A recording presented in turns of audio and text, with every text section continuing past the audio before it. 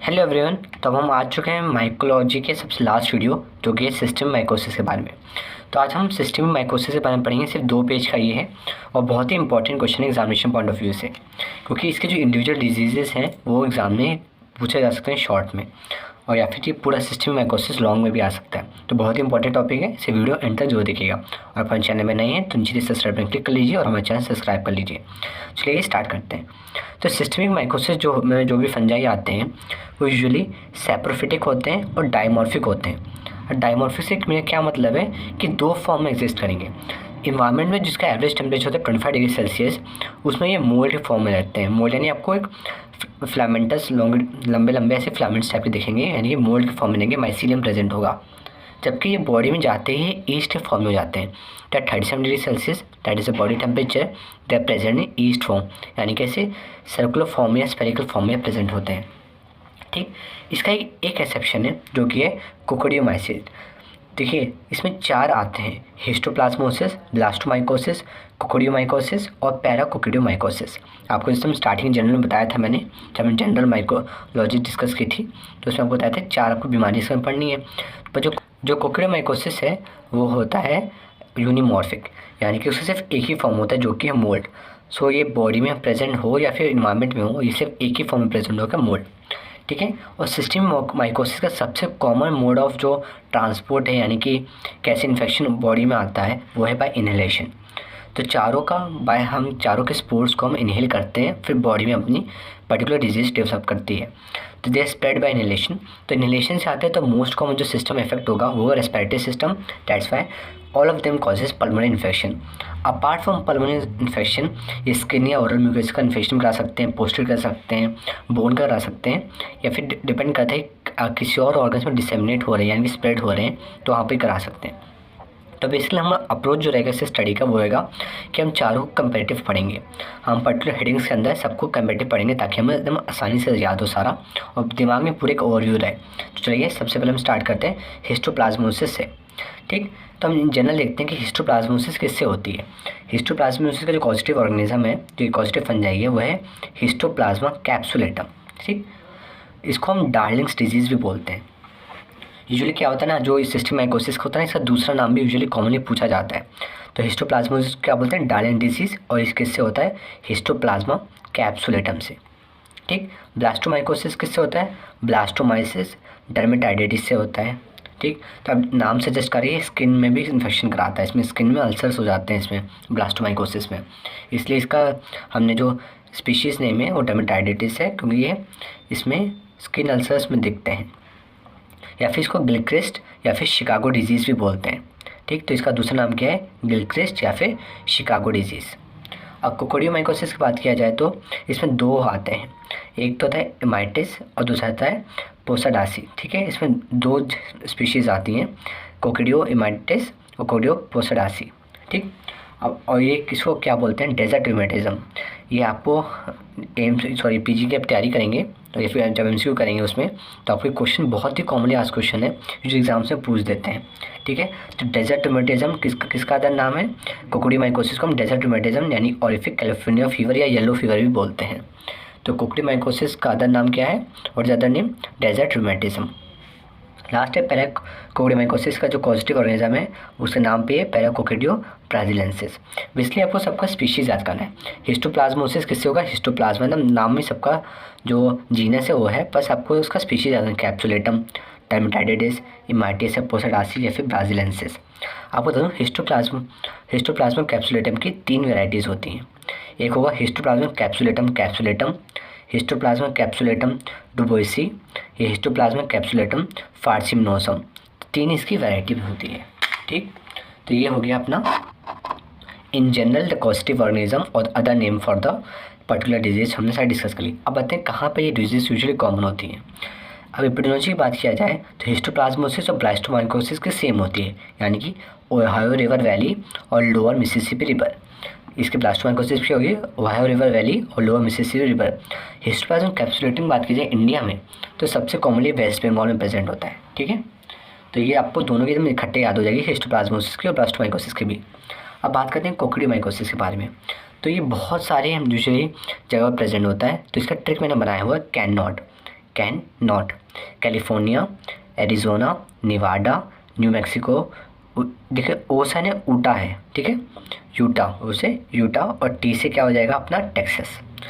अब पैराकोक्रियोमाइकोसिस का जो अपना पॉजिटिव ऑर्गेनिज्म था वो क्या था, पैराकोक्रियो ब्राजीलेंसिस। तो ये ब्राज़ील यानी कि साउथ अमेरिका वहाँ पर प्रेजेंट होगा। ठीक, तो ये हो गया एपिडेमियोलॉजी, बहुत ही सिंपल है, आपको सबका बहुत ही आसानी से याद कर सकते हैं। अब बात करते हैं पैथोजेनेसिस की। देखिए आपको बताया था ये यूजुअली इनहेलेशन से आएगी, तो सबके सब इनहेलेशन से आएगा। तो इन जनरल पर डिस्कस करते हैं कैसे ये अपना एल्वुलाई तक पहुँचता है। तो हम स्पोर्स इनहेल करते हैं, सबके अलग अलग स्पोर्स होते हैं, ठीक है, उतना डिटेल में मैं नहीं जा रहा हूँ, पूछा भी नहीं जाएगा, बस आप लिख सकते हैं इनहेलेशन ऑफ स्पोर्स। जो स्पोर्स जब पहुँचते हैं अपने एल्वुलाई की, तो वहाँ पर मैक्रोफेज प्रेजेंट होते हैं। मैक्रोफेज क्या करते हैं, उसमें स्पोर्स को इनहेल कर लेते हैं, जैसे सॉरी इनहेल नहीं, इनगल्फ कर लेते हैं, सॉरी। तो इनगल्फ करते हो क्या होता है, आपको बताया था ना ये डायमॉर्फिक है। तो नॉर्मली कैसे प्रेजेंट होते हैं, मोल्ड के फॉर्म में हम इनहेल करते हैं। तो जैसे मैक्रोफेज में घुसेगा ये, सपोज अब डायग्राम से समझते हैं, सपोज ये माइसीलियम था यानी कि मोल्ड फॉर्म था। जैसे इसको अपने इनहेल किया मैक्रोफेज ने, इसको जैसे मैक्रोफेज इनहेल करेगा तो ये किस फॉर्म में कन्वर्ट हो जाएगा, जो ऑरेंज वाला था ये बन जाएगा ईस्ट, यानी कि सर्कुलर फॉर्म में से कन्वर्ट हो जाएगा। ठीक, तो ईस्ट फॉर्म वहाँ पर बन जाते हैं। अब ईस्ट फॉर्म मैक्रोफेज के अंदर कैसे सर्वाइव कर सकते हैं, देखिए कोई भी अगर ऑर्गेनिज्म इसमें सर्वाइव कर, आपको इन जनरल बता दे रहा हूँ, अब मैक्रोफेज में सर्वाइव कर रहा है तो ये फैगोजोम और लाइजोजोम के फॉर्मेशन रुकता है। जो इनगल्फ पार्टिकल होगा वो फैगोजोम उसको कहते हैं, और इसमें लाइजोजोम प्रेजेंट होता है। दोनों का फ्यूजन हो जाएगा तो लाइजोजोम के एंजाइम से ये जो अपना पॉजिटिव ऑर्गेनिज्म है वो डिग्रेड हो जाएगा। तो क्या होता है, ये ऐसे प्रोटीन्स जो उनको पास में लाते हैं ये उनको सिंथेसिस को रोक देते हैं, यानी कि उनको ट्रबल कर देते हैं उनका फॉर्मेशन को। इससे क्या होता है, वो आसानी से सर्वाइव कर सकते हैं। तो ईस्ट फॉर्म वो कन्वर्ट होगा, they survive within the phagolysosomes of macrophage. फिर क्या करते हैं, अपना एल्कालाइन एनवायरनमेंट उनके लिए सबसे फेवरेबल होता है। तो बाइकार्बोनेट और अमोनिया वो सेक्रेट करते हैं धीरे धीरे मैक्रोफेज के थ्रू, या फिर कह सकते हैं ट्रोजन की तरह ये हर जगह फैल जाते हैं। ठीक, अब ब्लास्टोमाइकोसिस से बात करते हैं। उसमें भी यही सब होगा, इसमें फैगोलाइजोसोम बनेगा यहाँ पर मैक्रोफेज के अंदर, और ईस्ट एक्सप्रेस एक स्पेशल प्रोटीन को एक्सप्रेस करता है जिसे हम बोलते हैं ब्लास्टोमाइकोसिस डर्मेटाइटिस एडहेशन 1 या बैड 1 बोलते हैं। बैड 1 प्रोटीन एक्सप्रेस करता है जो कि इसके अटैचमेंट में हेल्प करता है डिफरेंट सेल्स से। ठीक, तो इसमें एक स्पेशल पॉइंट आपको ये याद रखना है, ब्लास्टोमाइकोसिस डर्मेटाइटिस एडहेशन 1 बैड 1, इसी के नाम पे पूरा। आप कोकोडीमाइकोसिस बात किया जाए तो इसमें हम आर्थ्रोकोनिडिया इनहेल करते हैं। कोनिडिया बेसिकली स्पोर्स को हम बोलते हैं, तो इसे आर्थ्रोस्पोर्स या आर्थ्रोकोनिडिया इनहेल करते हैं जो लंग्स में एंटर करते हैं। इसमें क्या कैटेगरी फीचर है, स्पिरूज बनते हैं, यानी स्पेरिकल शेप होते हैं और इसके अंदर स्पोर्स प्रेजेंट होते हैं। ठीक है, तो इसमें स्पिरूज का फॉर्मेशन होता है। और पैराकोकोडीमाइकोसिस कुछ ऐसे सेम इसमें भी हो जाएगा। ठीक है, इन जनरल जो हमने डिस्कस किया था वो आपको यहाँ पर कॉपी कर देना है। तो क्या बॉडी में कैसे आ गया, अब बॉडी में आ चुके हैं तो कुछ क्लिनिकल मैनिफेस्टेशंस होंगे, तो आप सबके वो देखते हैं। देखिए क्लिनिकल मैनिफेस्टेशन में हिस्टोप्लाज्मोसिस की बात किया जाए तो ये एसिम्प्टोमेटिक भी हो सकता है और लाइफ थ्रेटनिंग भी हो सकता है। बहुत ही वैरायटी ऑफ रेंज करता है डिपेंडिंग अपॉन कौन सा अपना ये शो हो रहा है, किस ऑर्गन में इफेक्ट कर रहा है, या फिर कितना उसकी बेसिलरी लोड है, यानी कि कितना फंगल लोड है, कितना ज़्यादा सेल्स को इफेक्ट करता है, उस पर डिपेंड करता है। ठीक, तो पल्मोनरी हिस्टोप्लाज्म, देखिए सिस्टेमेटोसिस बेसिकली ना लंग को अफेक्ट करेंगे, तो पल्मोनरी सब में आएगा। Pulmonary histoplasmosis, pulmonary blastomycosis, pulmonary coccidioidomycosis, और इसमें भी आएगा, पर आपको बताऊंगा इसमें 2 फॉर्म आते हैं, वो अलग अलग हम डिस्कस करेंगे। ठीक है, तो सबसे हम स्टार्ट करते हैं पल्मोनरी हिस्टोप्लाज्मोसिस से। ये भी 2 हो सकता है, एक्यूट हो सकता है या क्रॉनिक हो सकता है। इसमें भी क्या होता है ना, जो अपना पैराकोक्सीडियोमाइकोसिस है इसमें भी एक्यूट और क्रॉनिक फॉर्म होता है, ये अपना पल्मोनरी का ही है। तो आपने देखा यहाँ भी अपना एक्यूट और क्रॉनिक फॉर्म है। जो एक्यूट होता है उसमें क्या क्या सिम्टम्स आते हैं, माइल्ड फ्लू आता है, और जब एक्सरे आप करेंगे चेस्ट का तो आपको हाइलर लिम्फ एडिनोपैथी दिखेगी और मिडियास्टिन लिम्फ एडिनोपैथी दिखेगी। ठीक है, मिडियास्टिन के जो लिम्फ नोड्स हैं और हाइलर लिम्फ नोड्स हैं वो इनलार्ज हो जाएंगे। अब क्रॉनिक केसेस की बात की जाए तो आपको लंग में ऐसे कैविटीज़ दिखेंगे, कैविटीज़ या ओपेसिटीज़ दिखेंगे आपको लंग्स में, और मोस्ट कॉमन होता है ये स्मोकर्स में। ठीक है, क्रॉनिक वाला किस में दिखता है, स्मोकर्स में दिखता है, उसमें लंग का पैरेंकाइमा पहले से डैमेज रहता है, और जो अपना हिस्टोप्लाज्म का इन्फेक्शन हो जाए तो और ज़्यादा डैमेज होने लग जाता है, इसलिए कैविटीज़ फॉर्म हो जाता है। देखोगे कि पल्मोनरी सिस्टम को इफेक्ट कर सकता है। दूसरा ये म्यूकोक्यूटेनियस भी इफेक्ट हो सकता है, यानी कि स्किन और म्यूकोसा का इफेक्ट करता है जिससे लीजन्स हो सकते हैं। ये यूजुअली जो अपने लंग के इन्फेक्शन होता है उसके बाद होता है। ठीक, एक तीसरा फॉर्म होता है डिसेमिनेटेड फॉर्म। डिसेमिनेटेड फॉर्म तब, डिसेमिनेट मतलब बाकी जगह पे स्प्रेड कर रही है। ये तभी स्प्रेड करता है जब अपनी जो इम्यूनिटी है, यानी कि सेल मीडिएटेड इम्यूनिटी CMI है, बहुत ज़्यादा लो हो। तो ये डिसेमिनेटेड फॉर्म तभी होगा किसी में भी जब सेल मीडिएटेड इम्यूनिटी बहुत ज़्यादा लो हो। तो ये कहाँ कहाँ स्प्रेड हो जाएगा? बोन मैरो में हो जाएगा, फिर लीवर में हो जाएगा, स्प्लीन में हो जाएगा, आइज में हो जाएगा, एड्रेनल ग्लैंड्स में हो सकता है। ठीक। अब ऐसे अब आता है ब्लास्टोमाइकोसिस। इसमें पल्मोनरी हो सकता है, इसमें फिर हो सकता है एक्स्ट्रा पल्मोनरी। ठीक है, इसमें एक्स्ट्रा पल्मोनरी क्या था? म्यूकोक्यूटेनियस था और डिसेमिनेटेड था। इसमें सिर्फ हम इनको कंबाइन करके एक एक्स्ट्रा पल्मोनरी कर दिया है।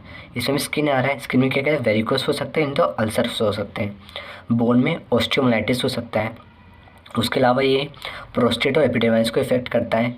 सीएनएस में दिखता है ये 40% केसेस ऑफ एड्स। अगर इसको एड्स है, यानी कि सेल मीडिएटेड इम्यूनिटी इसकी बहुत ही लो है, तो उसमें सीएनएस भी इफेक्ट होगा। ठीक है, 40% of the cases of AIDS have the if it has infection with the blastomycosis, CNS will be affected. ठीक है, अब देखिए, अब आता है कोक्सीडियोमाइकोसिस। इससे इन्फेक्शन होता है, बहुत ही आराम से आप इसको ठीक कर सकते हैं, क्योंकि 60% एसिम्टोमेटिक होते हैं। और जब होगा तो आपको बताया था पल्मोनरी हो सकता है, या तो एक्स्ट्रा पल्मोनरी होगा बाकियों की तरह, या फिर डिसेमिनेटेड भी हो सकता है। ये मोस्ट कॉमन मेल्स में होता है, या फिर जिन लोगों में सेल मीडिएटेड इम्यूनिटी बहुत ही कम हो। तो वो डिसेमिनेटेड होगा तो कौन कौन से इफेक्ट होंगे? दोबारा स्किन हो सकता है, बोन हो सकता है, या जॉइंट्स हो सकते हैं।